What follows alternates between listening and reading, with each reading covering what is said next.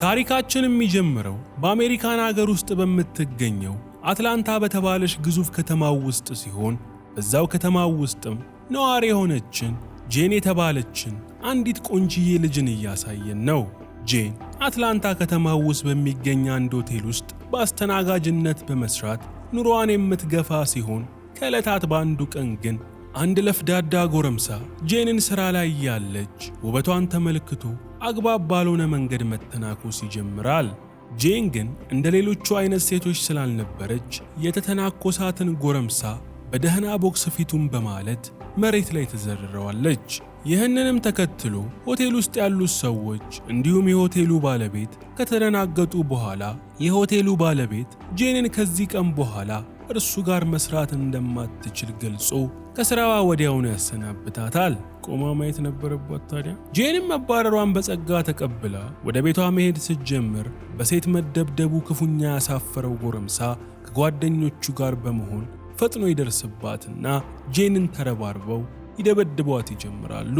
ጄን ግን ከልጅነቷ ጀምሮ ከአባቷ ጋር የማርሻል አርት ጥበብን ስትማር ያደገች ስለነበረች ጄን የጎረምሶቹን ድብደባ እንደምንም ተቋቁማ መልሶ ማጥቃት ትጀምርና ሁሉንም ዋጋቸውን ሰጥታ መሬት ላይ ተረመርማቸዋለች። ጄንን በማርሻል አርት ብቃቷ ጎበዝ እንድትሆን ያደረጋት አባቷ ከ10 ዓመት በፊት ሆንግ ኮንግ ውስጥ የሚደረግ ብዙ ሚሊዮን ዶላሮችን የሚያሸልም ውድድር ላይ ለመሳተፍ ጄንንና እናቷን ጥሏቸው ከሄደ በኋላ ተመልሶ ሳይመጣ እንደቀረና ጄንና እናቷም የጄንን አባት ድምፅ ከዛ በኋላ ሰምተው እንደማያውቁ እንረዳለን። ጄንም ከሥራ ከተባረረች በኋላ ለብዙ ዘመን ውስጧ ጥያቄ ፈጥሮ ጭንቅላቷ ውስጥ የቀረውን የአባቷን መጥፋት ሁኔታ ለመመርመር ሆንግ ኮንግ ለመሄድ ስለወሰነች ከዚህ በፊት ስትሰራ ያጠራቀመቻትን ትንሽ ዶላር በቦርሳዋ በመያዝ ወደ ሆንግ ኮንግ ታመራለች። ረጅም ሰዓታትን ከፈጀ ጉዞም በኋላ ጄን ሆንግ ኮንግ ደርሳ ማደሪያ ቦታ እየፈለገች እያለ አንድ ወጣት ወደ ጄን በመምጣት በርካሽ ገንዘብ ማደሪያ የምታገኝበት ቦታ እንዳለ በማሳመን ጄንን ይዟት ወደ አንድ ቦታ ይወስዳታል። ነገር ግን ወጣቱ ጄንን ይዟት ከሄደ በኋላ አንድ ጭር ያለ ቦታ እንደደረሱ የሆኑ ሰዎች ከተደበቁበት ወጥተው ጄንን ይከቧታል። ጄንም ወጣቱ ልጅ ርካሽ አልጋ ብሎ ይዟት የመጣው ከጓደኞቹ ጋር ሊዘርፏት እንደሆኑ ስለገባት ጄን ራሷንና ጥቂት ዶላሮች ያሉትን ቦርሳዋን ለመከላከል መዘጋጀት ትጀምራለች። ጄንም ቦርሳዋን ሊነጥቋት ከሞከሩት ዱርዮች ጋር ግብግብ ትገጥምና መደባደቡን ብትጀምርም ዱርዮቹ ግን ከሷ የማይተናነሱ የመደባደብ ብቃት እንዲሁም የቁጥር ብልጫ ስለነበራቸው ጄንን ቀጥቅጠው መሬት ላይ ይዘርሯታል። በዛችው ቅጽበትም አካባቢው ላይ የነበረች ሹ የተባለች አንዲት ሴት ዱርዮቹ ጄን ላይ እያደረሱ ያለውን ነገር አይታ ጣልቃ በመግባት ዱርዮቹን ደህና አድርጋ አፈር ከደሜ ማብላት ስትጀምር ከጄን ላይ ቦርሳዋን የነጠቀው ጎረምሳ ቦርሳውን እንደያዘ እግሬ አውጭኝ ብሎ ከአካባቢው ይጠፋል። ይህ ከሆነ ከተወሰኑ ሰዓታት በኋላ ጄን ራሷን ከሳተችበት ስትነቃ ራሷን አንድ ቤት ውስጥ ታገኘዋለች። ጄንም ከተኛችበት በመነሳት ቤቱን በመዘዋወር ስትቃኝ ሹ የተባለች ዕውቅ የኩንጉፉ ማስተር ቤት ውስጥ እንደሆነች ትመለከትና ጄን ሹን ከዱርዮቹ ስላተረፈቻት በጣም ታመሰግናታለች። ከዛን ቀን በኋላም ጄን ከህመሟ እስክታገግም ድረስ ሹ ቤት መቆየት ትጀምራለች። ጄንም ሹ ቤት በሰነበተችባቸው ቀናት ውስጥ ቤቷን እንደ ራሷ በማየት የሚጸዳውን እያጸዳች መስራት ያለባትን ነገሮች ሁሉ እያከናወነች ስትውል ሹ ደግሞ የጄንን እያንዳንዷን እንቅስቃሴ ትኩረት ሰጥታ ማየትና መከታተሏን ትቀጥላለች። ማስተር ሹ ከ5 ዓመታት በፊት በተከናወነ አደገኛ የማርሻል አርት ድብድብ ውድድር ላይ ለፍጻሜ ደርሳ ከፍጻሜ ተጋጣሚዋ ከሆነችው ዋዩ ጋር በኩል ውጤት እንደጨረሰች እንመለከታለን። በዚህም ምክንያት የውድድሩን አሸናፊ መለየት ያልቻሉት የውድድሩ አዘጋጆች ሹና ዋዩ 5 ዓመታት ያህል ሌላ ሰው አሰልጥነው ወደ ውድድሩ እንዲመልሱና ሲመለሱም የሚወዳደሩት እነርሱ ሳይሆኑ ያሰለጠኗቸው ሴቶች ውስጥ አንድ ሰው ወክለው እንደሚሆን ገልጸው ሹና ዋዩን ያሰናብቷቸዋል። ነገር ግን ከዛን ጊዜ ጀምሮ ሹና ዋዩም ምንም ያህል እነሱን የሚወክል ተተኪ ቢፈልጉም ነገር ግን ማንንም ማግኘት ሳይችሉ እንደቀሩ እንረዳለን። አንድ ቀን ግን ሹ ከ5 ዓመት በፊት ስለተወዳደረችበት ብዙ ገንዘብ የሚያስገኝ ውድድር ታሪክ ለጄን ካጫወተቻት በኋላ ተተኪ ለማግኘት የተሰጣት ጊዜ አልቆ 3 ወራት ብቻ እንደቀሩት በመግለጽ ጄንን እሷን ወክላ ውድድሩ ቦታ እንድትሳተፍ ትነግራታለች።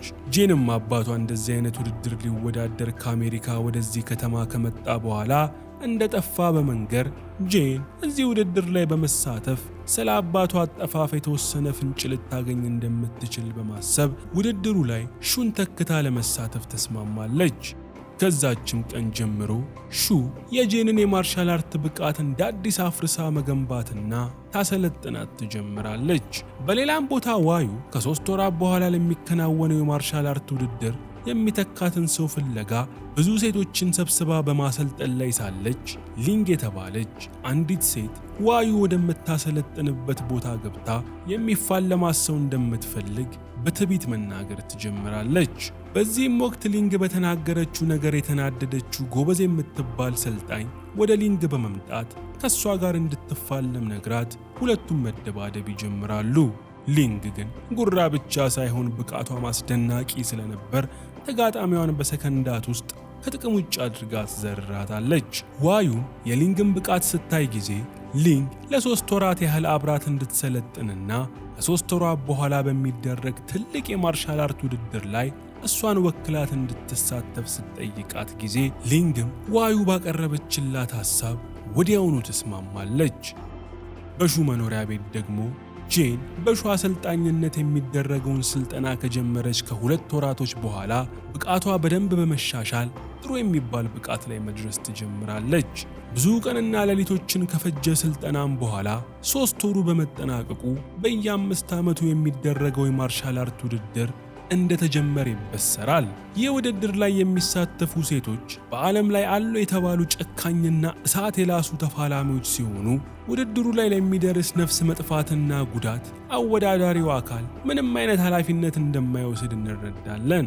ውድድሩም ላይ ተወዳዳሪዎች ተጋጣሚያቸውን ሰው ከተሰመረው 4 ማዕዘን መስመር ውስጥ ማስወጣት ከቻሉ እንዲሁም ራሱን አስተው ከጣሉት ወይም ደግሞ ከገደሉት ብቻ አሸናፊ እንደሚባሉ ለተወዳዳሪዎቹ ከተገለጸ በኋላ ውድድሩ በይፋ ይጀምራል።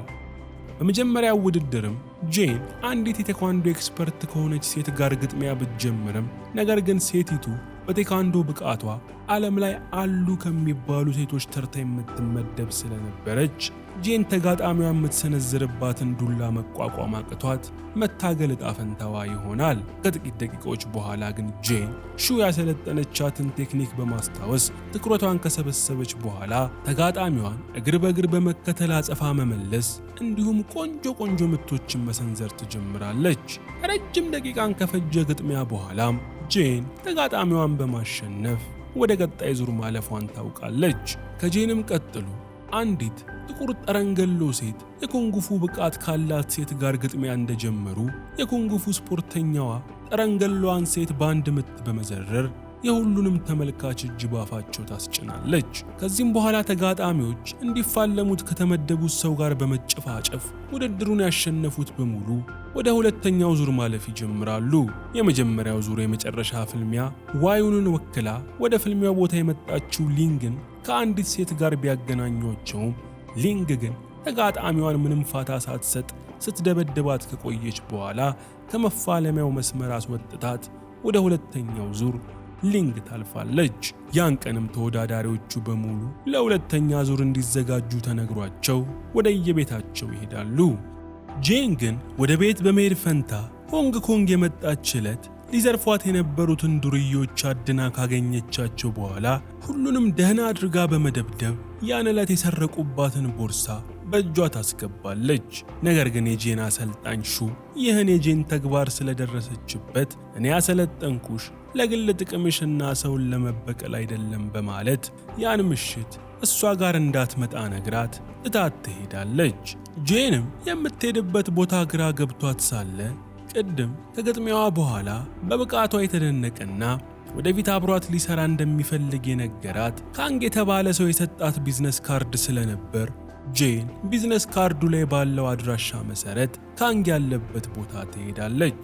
ጄንም ካንግ ያለበት ቦታ ሄዳ ካገኘችው በኋላ ቁጭ ብላ አብረው ማውራት ስትጀምር ካንግ ይህ ውድድር እንዴት እንደተመሰረተ ሲተርክላት ቆይቶ እንደ ሴቶቹም ሁሉ ወንዶችም የሚሳተፉበት ሌላ ውድድር እንዳለ ለጄን ይነግራታል። በዚህም ጊዜ ጄን የአባቷን ፎቶ ለካንግ በማሳየት ከ10 ዓመታት በፊት አባቷም ይህን ውድድር ላይ ሊሳተፍ እንደመጣ በመንገር ከዛ በኋላ ግን ስለሱ ምንም ሰምታ እንደማታውቅ ለካንግ ትገልጽለታለች።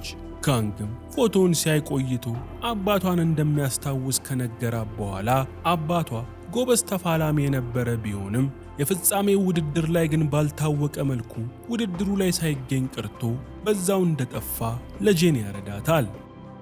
በቀጣዩም ቀን ተጋጣሚዎች ፍልሚያውን መሳሪያ በመጠቀም እንደሚያካሂዱ ተገልጾ ተጋጣሚዎች የሚፈልጉትን አይነት መሳሪያ በመምረጥ እንዲፋለሙ ይደረጋል።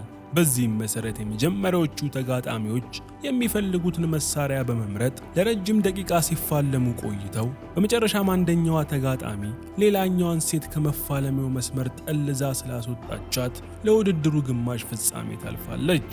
በሁለተኝነት ደግሞ ጄን ከአንዲት እሳት የላሰች ተጋጣሚ ጋር ጦር መሰል መሳሪያ በመምረጥ ስትፋለም ቆይታ ጄን የተጋጣሚዋን ጭንቅላት በመሳሪያ እንጨት መታ ራሷን በማሳት ውድድሩን ታሸንፋለች። ከጄን ቀጥሎ ሳቢታ የተባለች አንዲት አረመኔ ተጋጣሚዋን ክፉኛ ስትቀጠቅጣት ከቆየች በኋላ ይዛ በነበረው ቁንጨራ ሌሎቹ ተደባዳቢዎች ፊት አርዳ ትጥላታለች። ጄንም ታርዳ የወደቀችዋን ተፋላሚ ለመርዳት ብትሞክርም ነገር ግን ምንም ማድረግ ስላልቻለች ተፋላሚዋ ሕይወቷ ወዲያውኑ ያልፋል። ጄንም ዕድሜ ዘመኗን ስትኖር ፊት ለፊቷ ሰው ሲገደል አይታ ስለማታቅ እንዲሁም ደግሞ ቀጣይ የምትጋጠማት ሴት አረመኔዋና ጨካኟ ሳቢታን ስለነበር ጄን ውስጧ ተረብሾ መረጋጋት ያቅታታል። ከነሳቢታም ግጥሚያ በኋላ ዋዩንን የወከለችው ሊንግ ተጋጣሚዋን አሸንፋ ለፍጻሜ ታልፋለች። ከዚህ በኋላ ጄን ራሷን እንደምንም በማረጋጋት ከአረመኔዋ ሳቢታ ጋር ለመጋጠም ወደ ፍልሚያ ሜዳ ትገባለች። ድብድቡም እንደተጀመረ ጄን ሙሉ አቅሟን ተጠቅማ ሳቢታን ለማንበርከክ ብትሞክርም ሳቢታ ግን እንደ ዱር አውሬ የማይበገር ጥንካሬ ስለነበራት የጄን ምቶች ምንም ሳያደርጓት ይቀራሉ። በምላሹም ሳቢታ ጄንን በጠንካራ ምቶቿ አዝለፍልፋ ከጣለቻት በኋላ ላይዋ ላይ ተከምራ ጄንን እንደ ጌሾ ስትወቅጣት ጊዜ ጄን ራሷን ስታ የሞተች ትመስላለች። በዚህ ወቅት ሳቢታ ከጄን ላይ በመነሳት በድል አድራጊነት ስሜት መንጎራደድ ስትጀምር ጄን ግን ኃይሏን አሰባስባ እንደምንም ከወደቀችበት በመነሳት ሳቢታን በድጋሚ ስትፋለም ትቆይና በመጨረሻም ሳቢታን በበቃኝ በማሸነፍ እሷም ወደ ፍጻሜው ውድድር ታልፋለች። ጄንም ከሳቢታ ጋር ባደረገችው ግጥሚያ ክፉኛ ተጎርታ ማረፊያ ክፍሏ ውስጥ እያለች ካንግ ወደ እሷ በመምጣት እሷም እንዳባቷ እልህኛ እንደሆነች ይነግራታል። ካንግም አክሎ ከ10 ዓመት በፊት ካንግ የጄን አባት የሚወዳደርበት የፍልሚያ ውድድር ላይ የጄን አባት ይሸነፋል ብሎ ብዙ ሚሊዮን ዶላሮችን በቁማር ተወራርዶ የነበረ ቢሆንም ነገር ግን የጄንን አባት ብቃት አይቶ ገንዘቡን እንደሚበላ ስላወቀ ከፍጻሜ ግጥሚያ በፊት አባቷን እንደገደለባት ለጄን ይናዘዝላታል። ካንግም ቀጥሎ ለነገው ፍልሚያ ሊንግን ብሎ እንደመደበ በመግለጽ ጄንን ከሊንግ ጋር ከመፋለሟ በፊት ሊገርላት እንደመጣ በማሳወቅ ሽጉጡን ቢያወጣም ነገር ግን ጄን አሁን በነበራት ፍልሚያ ወቅት ከፍተኛ ጉዳት ስለደረሰባት የነገውን ፍልሚያ እንደምትሸነፍ እርግጠኛ በመሆን ሳይገርላት ይቀራል። ጄንም የአባቷ ገዳይ ካንግ እንደሆነ አውቃ ልቧ እንደተሰበረ እየተንገዳገደች አሰልጣኟ ሹ ቤት ትሄዳለች። ሹም ጄን ለፍጻሜ እንዳለፈች ነገር ግን ከፍተኛ ጉዳት እንደደረሰባት ስታይ ጊዜ ባህላዊ የማርሻል አርት ጥበብን በመጠቀም ሕክምና ታደርግላትና ጄንን ለነገ የፍጻሜ ውድድር እንድትበረታ ታደርጋታለች። በመነጋታውም ጄን ከሹ ጋር በመሆን ሊንግ ደግሞ ከዩ ጋር በመሆን ይመጣሉ። ካንግና የተወሰኑ ተመልካቾች ባሉበት በጄንና ሊንግ መካከል የሚደረገው ፍልሚያ እንደተጀመረ ሊንግ አስደናቂ ብቃቷን ተጠቅማ ጄንን ክፉኛ መደብደብ ትጀምራለች። ከብዙ ምቶችም በኋላ ጄን በደም ተነክራ ለመሸነፍ ከጫፍ በደረሰችበት ሰዓት ጄን የሟች አባቷን መንፈስ ከሰው መካከል ቆሞ ሲመለከታት ታያለች። ይህም ነገር ጄንን የበለጠ ስላበረታታት ኃይሏን እንደምንም ታሰባስብና ሊንግ ላይ ብርቱ ቡጢዎችንና ካራቴዎችን ማሳረፏን ቀጥላ ሊንግን ማንበርከኳን ትቀጥላለች።